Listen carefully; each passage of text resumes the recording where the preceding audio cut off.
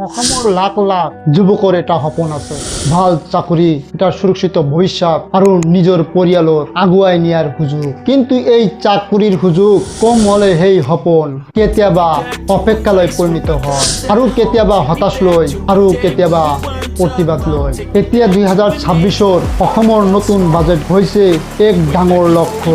আগন্তুক 5 বছৰত 2 লাখ চাকৰিৰ সুযোগ সৃষ্টি কৰা। এই ঘোষণা অসমৰ যুৱকসকলৰ বাবে এক নতুন আশানে নে ই কেৱল এখন ৰাজনৈতিক প্ৰতিশ্ৰুতি? চাকৰিবোৰ ক'ত সৃষ্টি হ'ব, কাৰ বাবে সৃষ্টি হ'ব আৰু কেতিয়া বাস্তৱ হ'ব? আজিৰ এই ডকুমেণ্টাৰীত আমি কোনো ৰাজনৈতিক দলৰ প্ৰচাৰ নকৰোঁ। আমি বিচাৰিম 2 লাখ চাকৰিৰ প্ৰতিশ্ৰুতিৰ আঁৰৰ বাস্তৱতা, অসমৰ যুৱকৰ আশা আৰু নতুন চৰকাৰৰ সন্মুখত থকা এক ডাঙৰ প্ৰশ্ন। 2026ৰ বিধানসভা নিৰ্বাচনৰ পিছত অসমৰ নতুন চৰকাৰৰ সন্মুখত আছিল বহু ডাঙৰ দায়িত্ব। উন্নয়ন, নিয়োগ, শিক্ষা, স্বাস্থ্য, কৃষি আৰু বানপানীৰ দৰে বহু সমস্যা।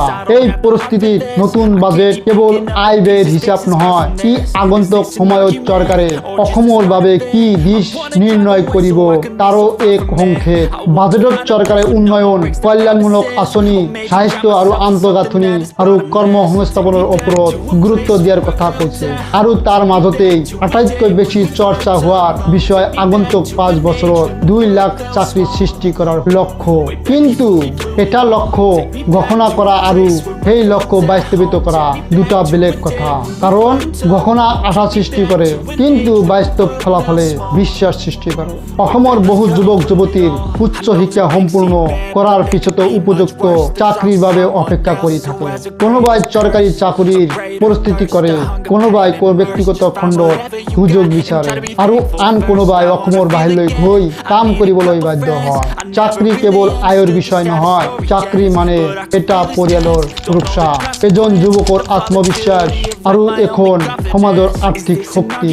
সেয়ে 2 লাখ চাকৰিৰ ঘোষণা শুনি বহু যুৱকৰ মনত নতুন আশা জন্ম লোৱাটো স্বাভাৱিক। কিন্তু তেওঁলোকৰ প্ৰশ্ন, এই চাকৰিবোৰ চৰকাৰী চাকৰি হ'বনে, ব্যক্তিগত খণ্ডত হ'ব নেকি, নতুন উদ্যোগৰ জৰিয়তে সৃষ্টি হ'ব নে চৰকাৰী খালী পদ পূৰণৰ জৰিয়তে? এই প্ৰশ্নবোৰৰ স্পষ্ট উত্তৰ পোৱাটো অতি প্ৰয়োজনীয়।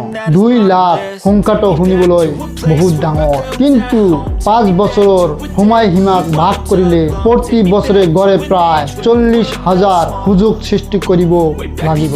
ইয়াৰ অৰ্থ চাকৰিৰ লক্ষ্য পূৰণ কৰিবলৈ নিয়মিত পৰিকল্পনা, বিনিয়োগ আৰু নতুন সুযোগৰ প্ৰয়োজন হ'ব।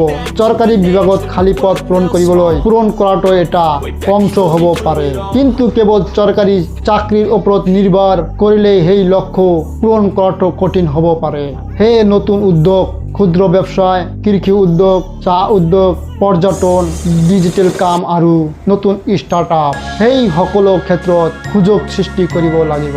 প্ৰশ্ন হৈছে, অসমত নতুন উদ্যোগ আহিলে স্থানীয় যুৱকে অগ্ৰাধিকাৰ পাবনে আৰু নতুন চাকৰিবোৰৰ কিমান স্থায়ী আৰু কিমান সুৰক্ষিত হ'ব?